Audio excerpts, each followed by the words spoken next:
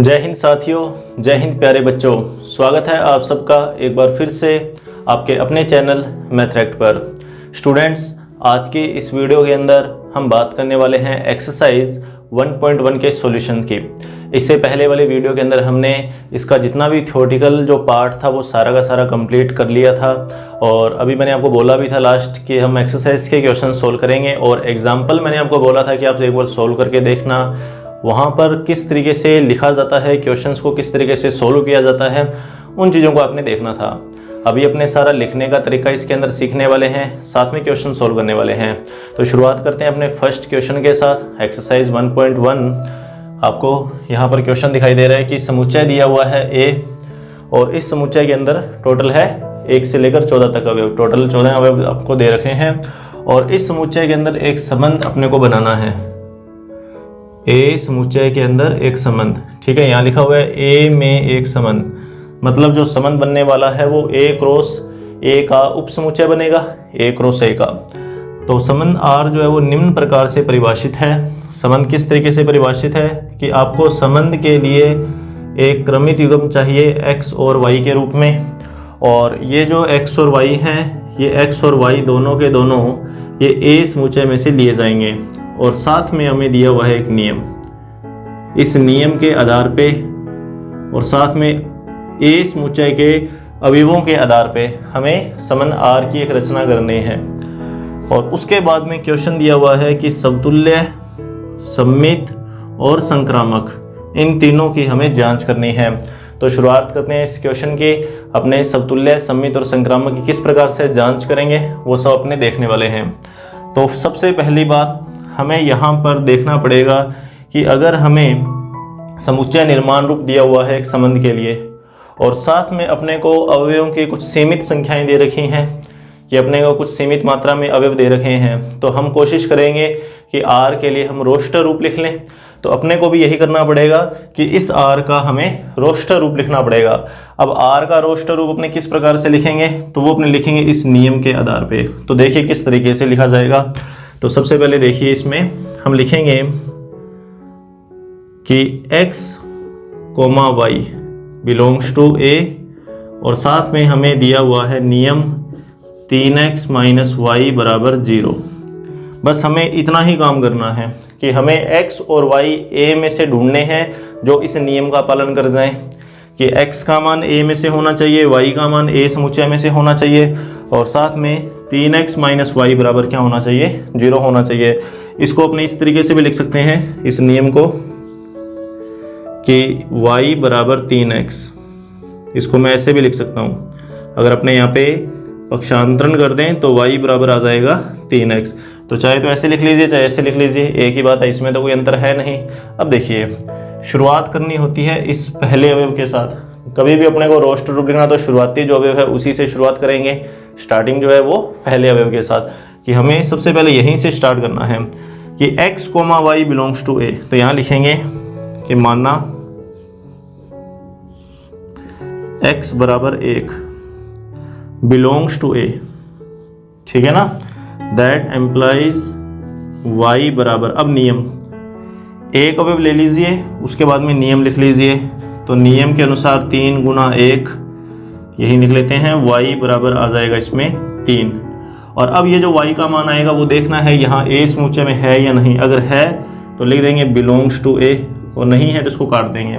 तो ये पहला उन्होंने एग्जाम्पल ले लिया जिसमें x का मान 1 और उसके संगत y का मान 3 आया। अब देखिए x बराबर 1 बिलोंग्स टू a, ठीक है, y बराबर 3 बिलोंग्स टू a, कि हमने एक ऐसा एग्जाम्पल लिया x और y के लिए कि दोनों के दोनों a में बिलोंग करते हैं, कि x का मान 1 बिलोंग्स टू a और y का मान 3 बिलोंग्स टू a। अगर ये दोनों बिलोंग कर जाएंगे a में, और साथ में इस नियम का अगर पालन कर जाएंगे, तो अपने x और y का क्रमित युग्म बना सकते हैं। तो अपने इसके आगे लिखेंगे दैट एम्प्लाइज, 1 का संबंध है 3 के साथ, 1 r 3, और यहाँ फिर अपने ऐसे क्रमित युग्म लिख लो कि 1, 3 बिलोंग्स टू r। इस तरीके से अपने को लिखना होता है। फिर इसके बाद में लिखेंगे अपने आगे पुनः कि माना x बराबर पहले x का मान 1 लिया, अब x का मान ले लेंगे 2। x बराबर 2 बिलोंग्स टू ए, जैसे यहाँ लिखा उसी प्रकार से यहाँ पे दैट एम्प्लाइज, फिर y बराबर 3 गुणा 1, यहाँ पे इस नियम का यूज़ करेंगे तो 3 गुणा x का मान लिख दिया 2, यहाँ से y का मान आया 6 बिलोंग्स टू ए, क्योंकि 6 यहाँ पे आएगा, यहाँ पे 1 से लेकर 14 तक के हुए तो उसमें 6 भी आ ही जाएगा। तो x का मान 2 बिलोंग्स टू ए, नियम का पालन हुआ, और y का मान आया वो भी बिलोंग्स टू ए। तो इसका मतलब हम इन दोनों का क्रमिक युग्म बना देंगे। तो इसको अपने ऐसे लिख देंगे दैट एम्प्लाइज 2 संबंधित है 6 के साथ, या फिर इसको लिख देंगे 2,6 बिलोंग्स टू आर, और यही प्रक्रिया आगे चलती रहेगी। अब आगे लिखेंगे इसी प्रकार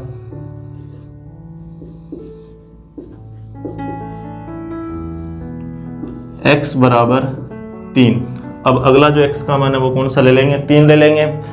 3 belongs to A, that implies y बराबर 3 गुणा 3, दैट एम्प्लाइज y बराबर 9, जो कि बिलोंग करेगा ए समूचे में। तो यहाँ पर भी नियम का पालन हुआ। तो देखिए अब क्या होगा, x बराबर 3 बिलोंग्स टू ए, नियम का पालन किया, y बराबर 9 belongs to A, that implies कि 3,9 बिलोंग करेगा किसमें, आर में, या फिर वही कि 3 और 9 हम ऐसा लिख सकते हैं। अब लिखेंगे x बराबर 4 बिलोंग्स टू ए, ठीक है। आगे x का मान इस तरीके से बढ़ाते रहेंगे। फिर y बराबर 3 गुणा 4, दैट एम्प्लाइज y बराबर 12 है बिलोंग्स टू ए। तो y का मान और x का मान जो है वो बिलोंग किया किसमें, ए समूचे के अंदर। तो इसको लिखेंगे कि 4 संबंधित है 12 के साथ, या फिर 4,12 है बिलोंग्स टू आर।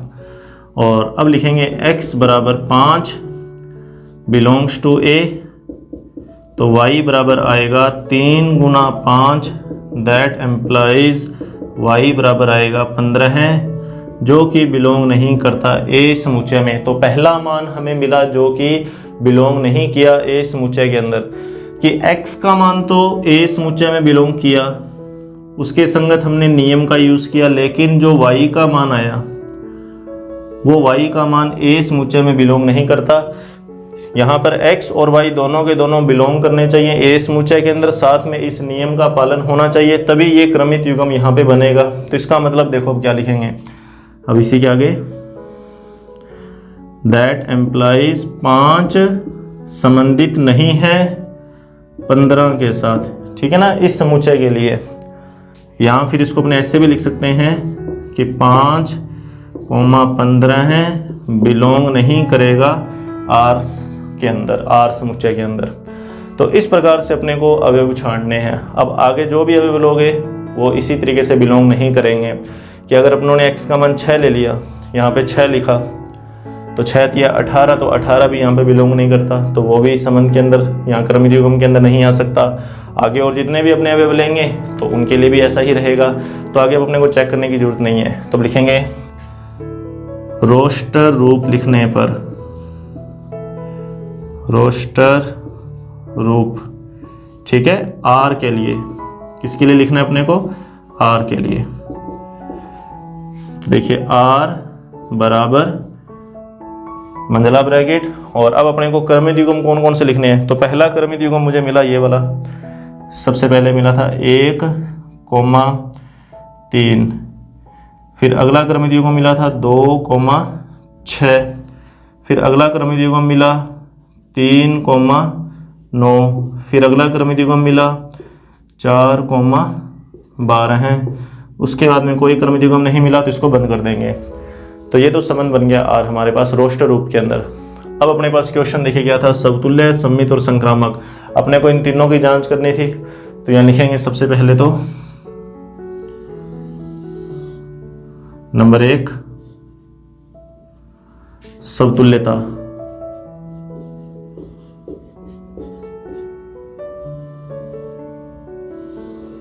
तो इसमें लिखेंगे कि दिया गया संबंध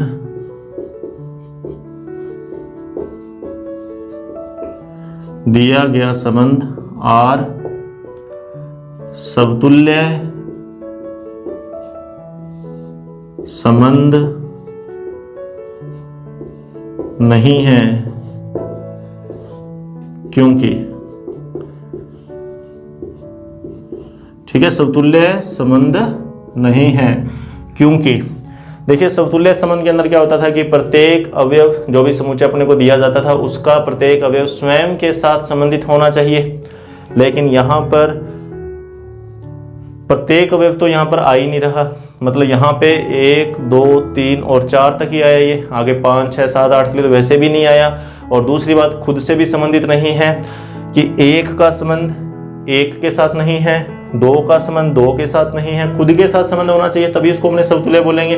और सभी के लिए ऐसा होना चाहिए था कि 1 से लेकर 14 तक सबके लिए ऐसा होना चाहिए था कि 1 का संबंध 1 से, फिर 2 का संबंध 2 से, फिर 3 का संबंध 3 से, डैश डैश डैश 14 का संबंध 14 के साथ होना चाहिए था ना। लेकिन यहाँ पर ऐसा नहीं है कि 1 का संबंध किसी और अवयव के साथ है, 2 का संबंध किसी और अवयव के साथ है, 3 का संबंध किसी और अवयव के साथ है, 4 का संबंध किसी और अवयव के साथ है। तो इसका मतलब समतुल्य तो नहीं है। तो यह लिख देंगे कि क्योंकि प्रत्येक अवयव,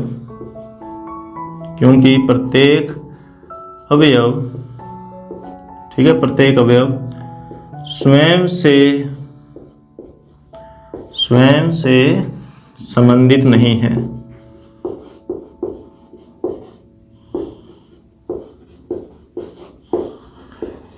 ठीक है। नंबर 2 सम्मितता।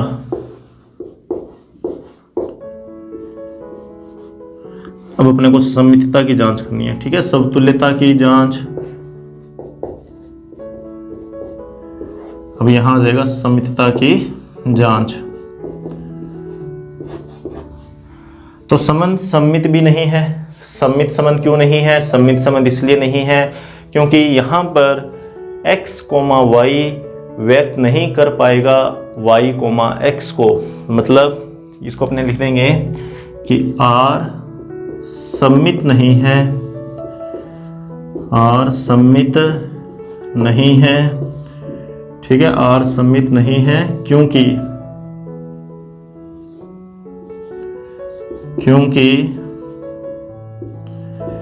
x R y व्यक्त नहीं करेगा y R x को। और एक एग्जाम्पल दे देना इसका, एग्जाम्पल यहीं से ही कि जैसे 1,3 ये बिलोंग कर रहा है R में।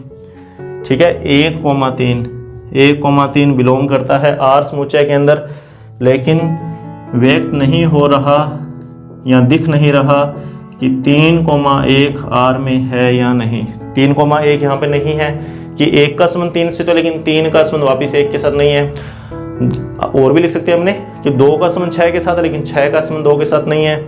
3 का संबंध 9 के साथ है, 9 का संबंध 3 के साथ नहीं है। तो क्रमित युग्म जो है वो इस तरीके का नहीं आ रहा, तो इसका मतलब ये सम्मित भी नहीं है। और अब बात करते हैं अपने संक्रामक की। देखिए संक्रामक जो है ना, यही इंपॉर्टेंट चीज है संक्रामक वाली, कि संक्रामक को कब देखा जाता है। संक्रामक के लिए 2 कथन किसी तीसरे कथन को व्यक्त करने चाहिए। तो पहले अपने को उस प्रकार के 2 कथन मिलने चाहिए जिस प्रकार के हमें चाहिए। हमें संक्रामक के लिए कथन कौन कौन से चाहिए होते हैं, क्योंकि गलती यहाँ पे ही मिलेगी अपने को। देखिए कैसे। नंबर 3 संक्रामकता।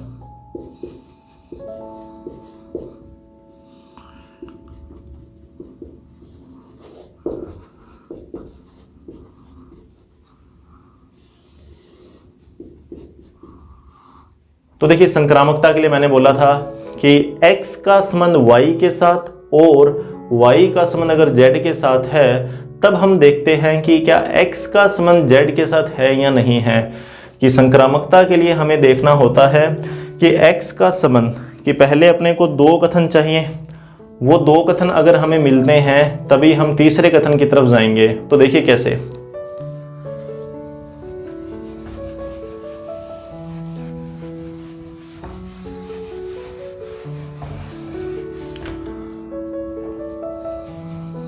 पहले संक्रामकता के लिए मैं बता दूं क्या था कि R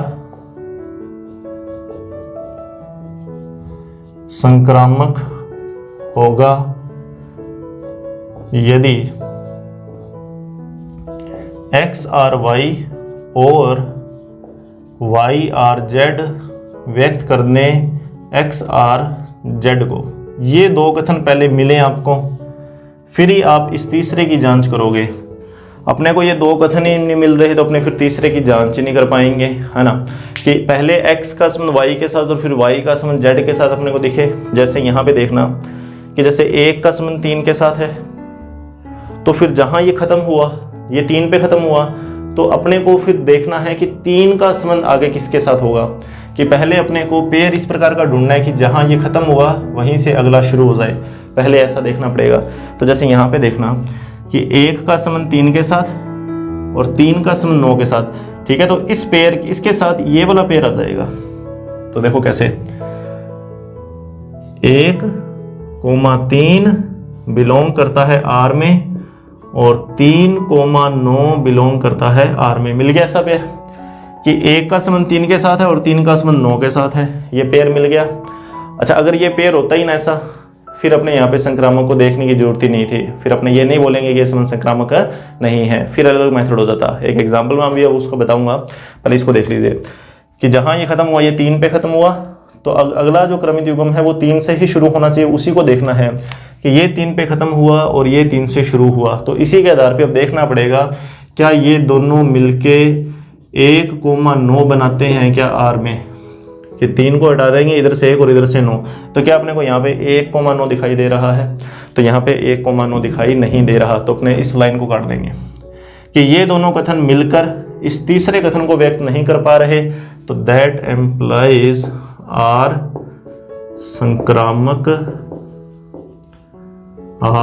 संक्रामक संबंध नहीं है। तो इस तरीके से अपने को समतुल्य, समित और संक्रामक की जांच करनी है।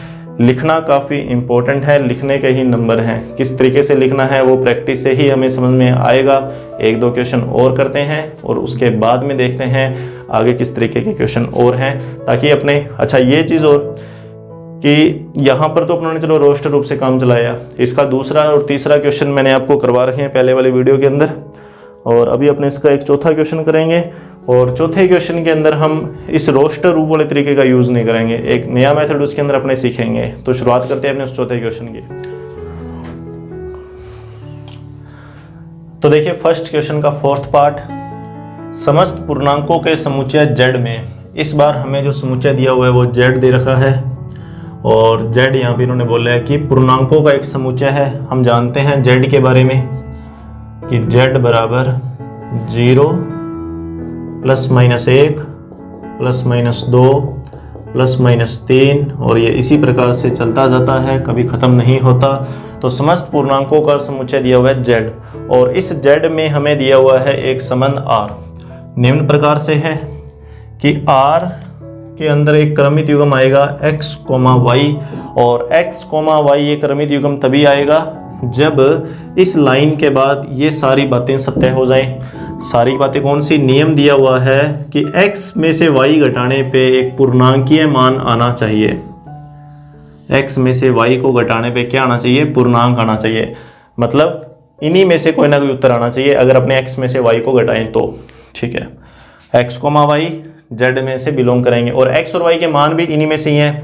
मतलब यहीं से अपने को x चुनना है, यहीं से y चुनना है, फिर इनको घटाना है और घटाने पे जो उत्तर है वो इसी में से आना चाहिए। ये अपने को एक संबंध बोला इसने यार। ठीक है, तो इस संबंध के अंदर अपने को समतुल्य, सममित और संक्रामक की जांच करनी है। तो अब यहाँ पे अपने रोस्टर रूप तो बना नहीं पाएंगे। रोस्टर रूप इसलिए नहीं बना पाएंगे क्योंकि जांच करने के लिए अवयव खूब सारे हैं। ठीक है, इनकी कोई गिनती ही नहीं है, तो अपने सारे अवयव तो लिख नहीं पाएंगे यहाँ पे एक एक करके। तो इसका एक और तरीका भी है इनको चेक करने का, तो उसको देखना भी इस क्वेश्चन के अंदर। तो सबसे पहले यहाँ पे अपने लिखते हैं सॉल्यूशन के अंदर कि समतुल्यता की जांच, समतुल्यता की जांच तो सबसे पहले तो अपने को समतुल्यता के बारे में पता होना चाहिए कि समतुल्य संबंध कौन सा होता है। तो समतुल्य संबंध वो संबंध होता है जिसमें किसी दिए हुए समुच्चय के प्रत्येक अवयव का स्वयं के साथ क्या हो, संबंध हो। मतलब यहाँ पर जितने भी अवयव हैं 0 से लेकर 1 2 3 4 डैश डैश डैश और -1 -2 -3 डैश डैश डैश, जितने भी अवयव हैं इन सब का संबंध होना चाहिए स्वयं के साथ, है ना। तो देखिए, अच्छा एक चीज़ और, ये जो सारा जो नियम और ये जो क्रमित युग्म है ना, इसको लिखने का एक तरीका और अपने देखना, इस तरीके से भी अपने लिख सकते हैं कि x r y तभी लिखा जाएगा, ठीक है, यदि और केवल यदि। ऐसा तभी होगा x का संबंध y के साथ, इसका मतलब है कि x - y एक पूर्णांक।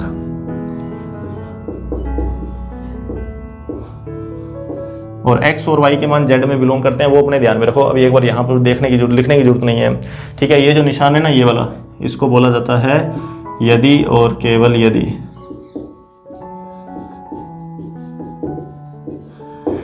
कि अगर आपको कहीं ये चीज़ दिखती है तो ये लिख सकते हैं, और कहीं आपको ये दिखाई देता है तो ये लिख सकते हैं कि ये वाला कथन इस कथन को व्यक्त करता है और ये कथन इस कथन को व्यक्त करता है, ठीक है। ये दोनों कथन ही सत्य हैं कि ए पहला कथन दूसरे कथन को व्यक्त करेगा और दूसरा वापस पहले को भी व्यक्त करेगा। ये यदि और केवल यदि का मतलब है कि ऐसा होने पे ये लिखा जाएगा और ऐसा होने पे ये लिखा जाएगा। ये अपने ध्यान में रखना है अपने को कि x का संबंध y के साथ अगर है कहीं, अगर अपने को ये कथन मिलता है तो ये लिख सकते हैं, ठीक है। और अगर ये दिया हो तो ये लिखा जा सकता है। दोनों ही तरफ से ये सत्य होगा, ठीक है। दोनों ही तरफ से ये बातें जो है वो क्या होंगे, सत्य होंगे।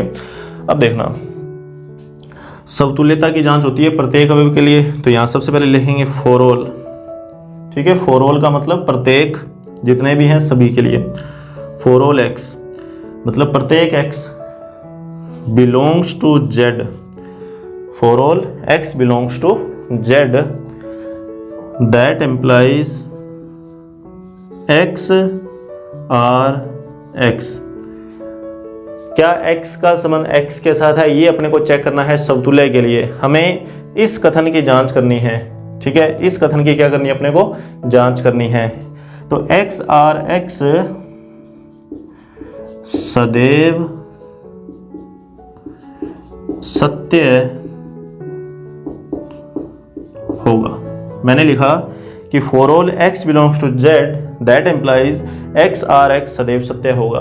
क्योंकि ये सत्य क्यों होगा, देखो इसका कारण, क्योंकि x - x बराबर 0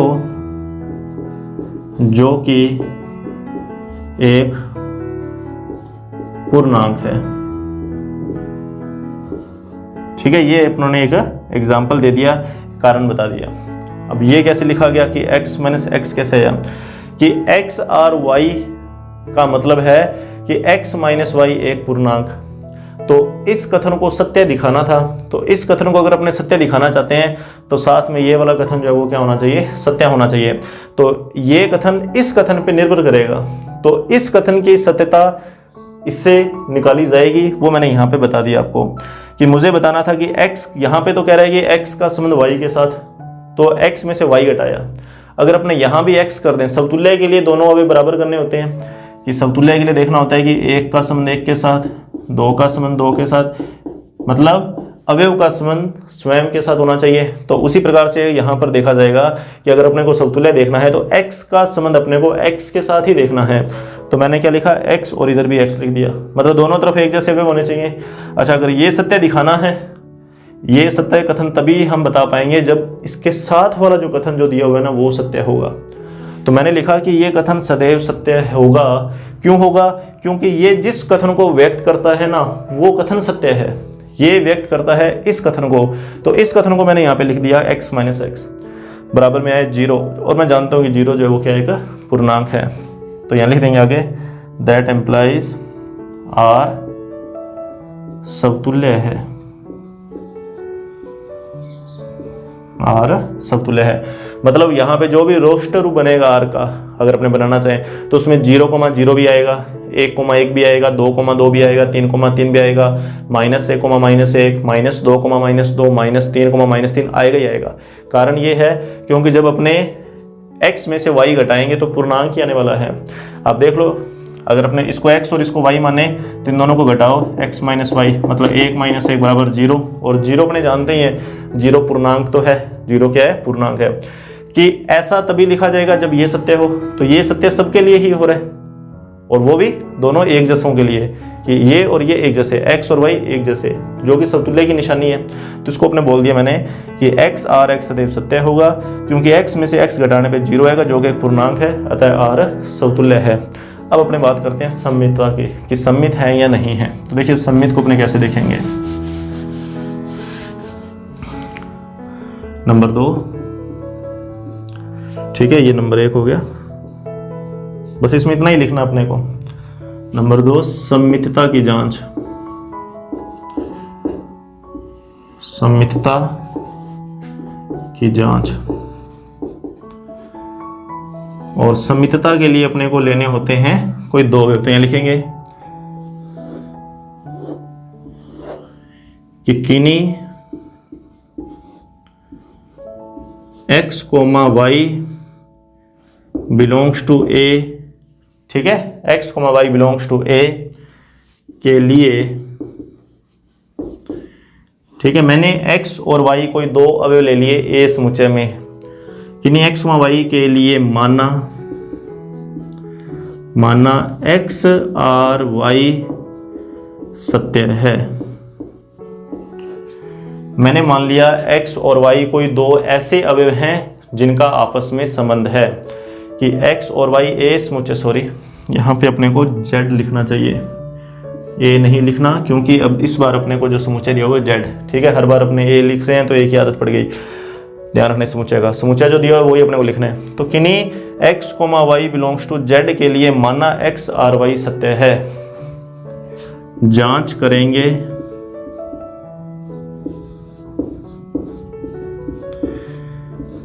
करेंगे कि y r x सत्य है या नहीं, ठीक है। ये सारा लिखने का तरीका बता रहा हूँ। सारे के सारे क्वेश्चन जिसमें हम रोस्टर रूप नहीं बना पाएंगे उन सब को इसी तरीके से सोल्व करना है। लिखने का तरीका जो है ना, स्टार्टिंग किस तरीके से करनी है वो मैंने आपको बता दी हर क्वेश्चन के लिए। अब देखो आगे, माना x का संबंध y के साथ है तो जांच करेंगे y r x सत्य है या नहीं है। अब देखना x r y मैंने लिखा है x r y, चूंकि x r y व्यक्त करता है, ठीक है, कि x माइनस y एक पूर्णांक है। इसमें तो अपने को कोई कंफ्यूजन होनी नहीं चाहिए। क्यों नहीं होनी चाहिए? क्योंकि मैंने मान लिया x r y क्या है, सत्य है, ठीक है। मैंने मान लिया कि x r y सत्य है। अगर x r y सत्य है तो मैं लिख सकता हूं कि x माइनस वाई जो है वो क्या है, एक पूर्णांक है। तो मैंने लिख दिया x माइनस वाई एक पूर्णांक है। अब देखना आगे, यहीं से सारा खेल चेंज होगा। देखो कैसे, यदि और केवल यदि माइनस कॉमन निकाल लिया, थोड़ा वो चेंज कर दिया मैंने अपने हिसाब से।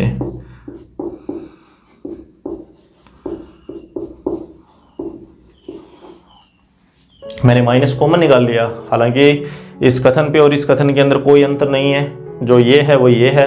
आप चाहे तो माइनस का अंदर गुणा कर लेना, वापस ऊपर वाली लाइन ही आ जाएगी, ठीक है। अगर अपने इस माइनस का अंदर गुणा करें तो ये x वापस प्लस का हो जाएगा और y माइनस का हो जाएगा। यहाँ पे x प्लस का और y माइनस का है।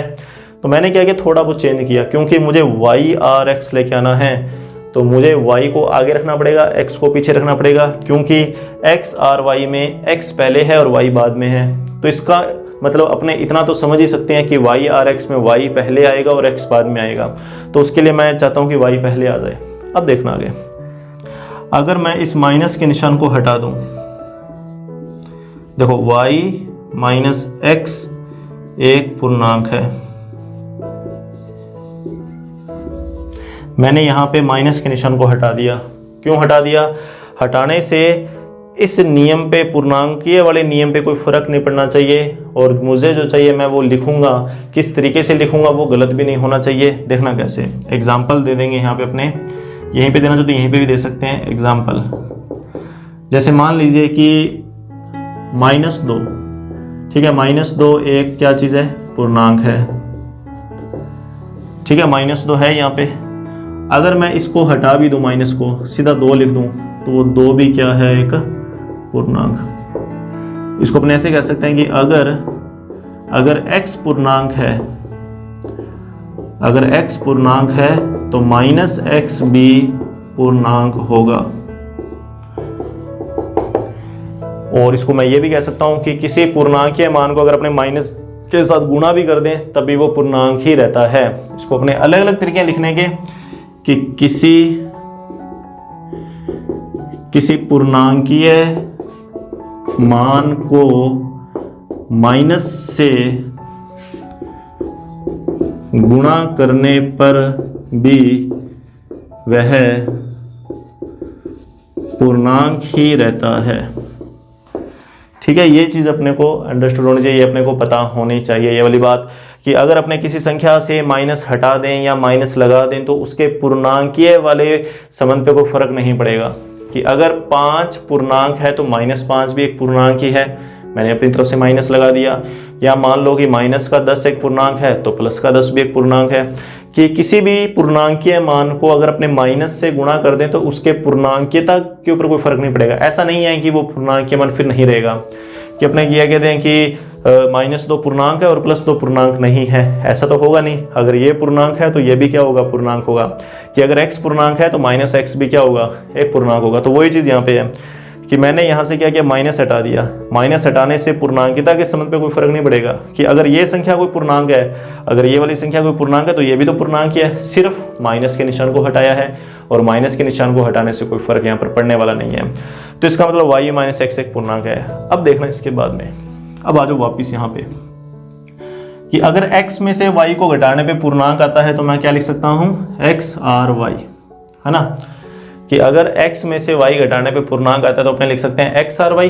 मतलब ये कथन अगर सत्य है तो ये वाला कथन भी सत्य है, ये वाला कथन सत्य है तो ये वाला कथन भी सत्य है। इसी को देखते हुए अब यहाँ लिखना है दैट एम्प्लाइज, कि y में से x को घटाने पे पूर्णांक है ना, तो मैं लिखूंगा कि y, ठीक है, इसको अपने इसके आगे लिख लेते हैं, दैट एम्प्लाइज y और x सत्य है, और दैट एम्प्लाइज आर सम्मित है। ठीक है, ये 2 लाइनें मैंने कैसे लिखी, इसको देखते हुए कि x में से y घटाने पे अगर पूर्णांक आता है तो उसको लिखा जाता है XRY। तो अगर मैं यहाँ पे y कर दूं और यहाँ पे x कर दूं तो यहाँ पे भी तो यही होगा कि इधर y आएगा और यहाँ पे क्या आएगा, x आएगा। तो ये वाला कथन इस कथन को फिर व्यक्त करने लग जाएगा। तो वही बात यहाँ पे हुई कि ये वाला कथन, ठीक है, ये वाला कथन ये सेम हो गया ना। ये कथन किस कथन को व्यक्त करेंगे, इस कथन को व्यक्त करें, तो मैंने वो लिख दिया वहाँ पे कि y और x सत्य है। और जैसे ही y और x सत्य हुआ यहाँ पे, कि सम्मितता के लिए क्या होता है कि x का संबंध अगर y के साथ सत्य है तो y का संबंध भी x के साथ क्या होना चाहिए, सत्य होना चाहिए। तो यहाँ पर देखना कि x का संबंध y के साथ था और इस कथन ने व्यक्त कर दिया उस कथन को, y और x को, तो मैंने लिख दिया असम्मित है। कि मैं इस कथन को लेके चला, इस कथन के आधार पे मैंने इसको लिखा, थोड़ी बहुत इसमें चेंजिंग करके मैंने y और x बना दिया, और जैसे y और x बना तो मुझे पता लग गया कि इस कथन ने उस कथन को व्यक्त कर दिया, और जैसे ये कथन उस कथन को व्यक्त करेगा तो r जो है वो क्या बन जाएगा, सम्मित बन जाएगा। और अब इसका रस बचता है अपना थर्ड पार्ट, संक्रामक, कि संक्रामक है या नहीं है। तो देखिए उसको कैसे लिखेंगे। तो संक्रामकता के लिए देखना, ठीक है, यहाँ लिख लें पहले अपने नंबर 3 कि संक्रामकता की जांच।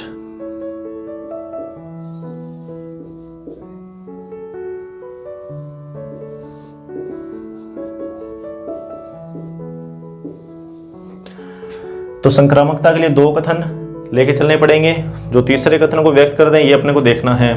तो देखिए कैसे,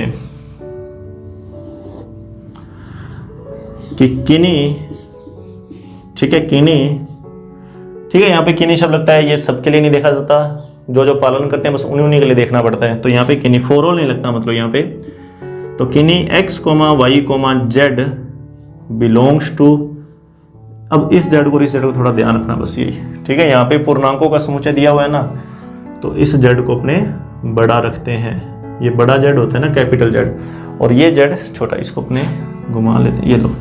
हाँ, तो किन्हीं x, y, z belongs to z के लिए, ठीक है,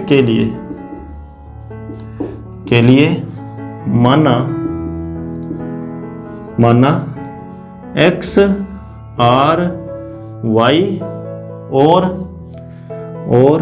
y, r, z सत्य है। ध्यान रखना, पहले दो कथन अपने को खुद को सत्य लेके चलने पड़ेंगे। जहां ये पहला खत्म होगा वहीं पर ये दूसरा शुरू होगा कि x का संबंध y के साथ और y का संबंध आगे z के साथ सत्य है, तब चेक करेंगे। माना x, r, y और y, r, z सत्य है, तब जांच करेंगे, ठीक है, तब जांच करेंगे कि x, r, z सत्य है या नहीं, ठीक है। ये चीज अपने को देखनी है, x, r, z वाली, x, r, y और y, r, z सत्य हैं, ठीक है, ये ध्यान रखना, ये दोनों सत्य हैं, और फिर अपने x, r, z को चेक करना है। तो देखो कैसे, यहां लिखेंगे कि x, r, y, जैसे ये ना x, r, y, ये कथन, ठीक है, इस कथन को क्या करेगा, व्यक्त करेगा। यदि और केवल यदि x माइनस वाई एक पूर्णांक है, ठीक है। और अब लिख लो इसको कि y, r, z यदि और केवल यदि y माइनस z एक पूर्णांक है, ठीक है। इतनी बात तो अपने जानते हैं अभी तक के लिए अपने को इतना ही पता है कि x का संबंध y के साथ और y का संबंध किसके साथ है, z के साथ है। तो अगर x का संबंध y के साथ है तो ये सत्य है, y का संबंध अगर z के साथ है तो ये सत्य है। इतनी बात अपने को अभी तक मालूम है। अपने को बताना है x और z सत्य है या नहीं है। तो मैंने बोला आपको कि अगर व्यक्त करेंगे तो यही दो कथन मिलकर इस तीसरे को व्यक्त करेंगे। अगर ये तीसरा सत्य हुआ तो इन दोनों की सहायता से ही होगा, मतलब इन्हीं दोनों का यूज करते हुए x और z अपने को देखना पड़ेगा। हमें सिर्फ y को हटाना है कैसे मर्जी। अपना काम यही रहेगा कि ये जो बीच का जो कॉमन पार्ट है ना, ये y, ये वाला y और ये वाला y है ना, ये कैंसिल हो जाए, ये कैसे ना कैसे करके कैंसिल हो जाए।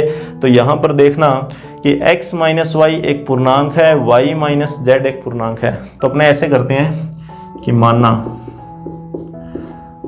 x माइनस वाई बराबर p, मतलब p कोई पूर्णांक, ठीक है, लिख देना जहां p कोई पूर्णांक है, जहां p कोई पूर्णांक, ठीक है। मतलब ये करें कि x माइनस वाई पूर्णांक है, मतलब x में से y को घटाने पे कोई पूर्णांक आएगा, तो पूर्णांक मैंने क्या मान लिया, p मान लिया। अच्छा, अब देखना y माइनस जेड एक पूर्णांक है, तो यहां भी लिख लो आप कि मानना कि y माइनस जेड बराबर q, ठीक है, q, जहां q कोई पूर्णांक है, मतलब x में से y को घटाने पे इसमें से कोई उत्तर आएगा जिसको p मान लिया, पता नहीं क्या आएगा, और y में से z को घटाने पे फिर इसमें से कोई ना कोई उत्तर आएगा, पता नहीं क्या आएगा, उसको q मान लिया। मैंने वहां पे लिख दिया कि p कोई पूर्णांक है और q कोई पूर्णांक है। तो इसको अपने ऐसे करते हैं, समीकरण नंबर 1 और समीकरण नंबर 2। तो यहाँ लिखेंगे कि समीकरण 1 व समीकरण 2 को जोड़ने पर आप कुछ भी करो, गुणा, भाग, जोड़, घटाओ, गणित की किसी भी प्रकार की संक्रिया का यूज करो, आपको y हटाना है जैसे मर्जी। तो मैंने क्या किया, समीकरण 1 और 2 को जोड़ने का सोचा। तो समीकरण 1 और 2 को जोड़ना है, इन दोनों को जोड़ना है, मतलब x minus y plus y minus z बराबर आएगा p प्लस q। इससे क्या y कट जाएगा, ठीक है, y कट जाएगा तो क्या आ जाएगा, ये आ जाएगा x माइनस वाई बराबर p प्लस क्यू आ जाएगा, सॉरी x माइनस जेड बराबर आ जाएगा p प्लस क्यू। अब बात आती है यहाँ पे कि ये p प्लस क्यू क्या चीज़ है। तो p प्लस क्यू किन्हीं दो पूर्णांकों का जोड़ है। p कोई पूर्णांक है, q कोई पूर्णांक है, तो p प्लस क्यू किन्हीं दो पूर्णांकों का जोड़ हुआ। तो यहाँ लिख लेना कि x माइनस जेड बराबर r, जहां r बराबर p प्लस क्यू, जो कि स्वयं एक पूर्णांक है। देखिए किन्हीं दो पूर्णांकों का जोड़ करते हैं तो वो भी एक पूर्णांक ही होता है, ये बात अपने को पता होनी चाहिए और ये हमने शुरुआत में पढ़ी भी हुई है छोटी कक्षाओं में। यहाँ लिख देना कि हम जानते हैं कि किन्हीं दो पूर्णांकों का योग भी एक पूर्णांक होता है। तो दैट एम्प्लाइज, ठीक है, दैट एम्प्लाइज कि x माइनस जेड एक पूर्णांक है, और जैसे ही x माइनस जेड आया एक पूर्णांक के अंदर, यहां देखना x माइनस वाई अगर एक पूर्णांक है, ठीक है, अगर x माइनस वाई एक पूर्णांक है तो x आर वाई लिख सकते हैं। लेकिन यहाँ पे क्या हुआ कि x माइनस जेड एक पूर्णांक आ गया, इन दोनों कथनों ने x माइनस जेड एक पूर्णांक दिखा दिया हमें, मतलब यहाँ पे z आ गया। और जैसे यहाँ पे z आएगा, ठीक है, जैसे यहाँ पे z आएगा तो इधर भी z ही आएगा ना, तो मतलब ये कथन सत्य हो गया, इस कथन को सत्य किया तो ये कथन सत्य हो गया, ठीक है ना। ये वाइस वर्सा इसको बोला जाता है, यदि और केवल यदि, कि अगर ये है तो ये सत्य है, और अगर ये सत्य है तो ये वाला सत्य हो जाएगा। तो हमने इस कथन को सत्य किया, हमने x माइनस जेड को एक पूर्णांक दिखा दिया, और अगर x माइनस जेड एक पूर्णांक है तो मैं कह सकता हूँ कि x आर जेड सत्य है। तो हमने क्या किया, हम ये दो कथन सत्य मान के चले थे, और इन दोनों कथनों की सहायता से हमने x आर जेड एक तीसरे कथन को सत्य दिखा दिया, दैट एम्प्लाइज आर संक्रामक है।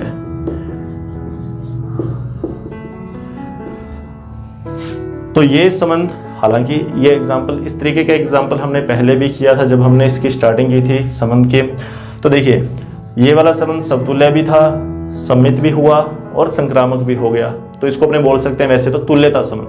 अगर हमने डायरेक्ट बताना चाहें तो ये कौन सा संबंध है, ये संबंध है तुल्यता संबंध। इंपॉर्टेंट क्या है, लिखने का तरीका, ठीक है, कि कैसे लिखना है, प्रैक्टिस करनी पड़ेगी और बहुत ज़्यादा करनी पड़ेगी। ऐसा नहीं है कि एक दो क्वेश्चन करेंगे और अपने को पता लग जाएगा। हर क्वेश्चन के अंदर आपको एक नई चीज़ सीखने को मिलेगी। आज सिर्फ अपने ये दो ही क्वेश्चन करेंगे क्योंकि यहाँ लिखने में टाइम अपना काफ़ी लग जाता है, इसको समझना है, हमारे लिए बिल्कुल ही एक नई चीज़ है, ठीक है। ऐसा अभी तक हमने कभी पढ़ा नहीं, अभी तक हमने सिर्फ कैलकुलेशन से रिलेटेड क्वेश्चंस किए हैं। 10th की बात करें या 11th की बात करें, ज़्यादातर क्वेश्चन वैसे ही थे। लेकिन अभी ये चैप्टर काफ़ी लेंथी भी है, लेकिन यहाँ पर ज़रूरी ये है कि अपने को किस लाइन को किस तरीके से यूज़ करना है, हमें लाइंस का यूज़ करना आ जाए, कथनों का प्रयोग करना आ जाए, कि अपने को जितने भी कथन हैं उनको किस तरीके से यूटिलाइज करना है। तो ध्यान देना सिर्फ लिखने के तरीके पे कि लिखना कैसे है। लिखना समझ में आ गया तो क्वेश्चन के अंदर कहीं गलती, कोई ज़्यादा इसके अंदर कैलकुलेशन तो है ही नहीं, ऐसा नहीं है कि इसमें काफ़ी ज़्यादा कैलकुलेशन है, तो कैलकुलेशन वाला तो काम कोई इसके अंदर है ही नहीं। सिर्फ अपने को अपना दिमाग यूज़ करना है, परिभाषाओं को ध्यान में रखना है, क्योंकि मेन तो परिभाषा ये है कि समतुल्य के लिए खुद का खुद से संबंध देखना है, सभी अवयवों के लिए देखना। तो ऐसा नहीं है कि कोई एक दो अवयव के लिए देख लिया, सभी के लिए देखना होता है। तो वो लिखने का तरीका मैंने बता दिया यहाँ पर, बिना रोस्ट रूप के अगर यूज़ करें, अपने सम्मित के लिए बता दिया था, संक्रामक के लिए बता दिया। आपको एक क्वेश्चन कम से कम 3-4 बार करके देखना है, जब तक आप खुद अपने हाथ से अच्छे से बिना देखे, मतलब बिना देखे के क्वेश्चन पूरा जब तक आप नहीं कर लेते तब तक आप अपनी प्रैक्टिस को करते रहना। और इसी तरीके के क्वेश्चंस की ही आपको प्रैक्टिस करनी है। रोस्ट रूप वाले क्वेश्चन तो आसानी से हो ही जाते हैं, ठीक है। जो बिना रोस्ट रूप के क्वेश्चन है, इंपॉर्टेंट यही रहते हैं। तो मिलते हैं एक नई वीडियो के साथ, तब तक के लिए जय हिंद, जय भारत।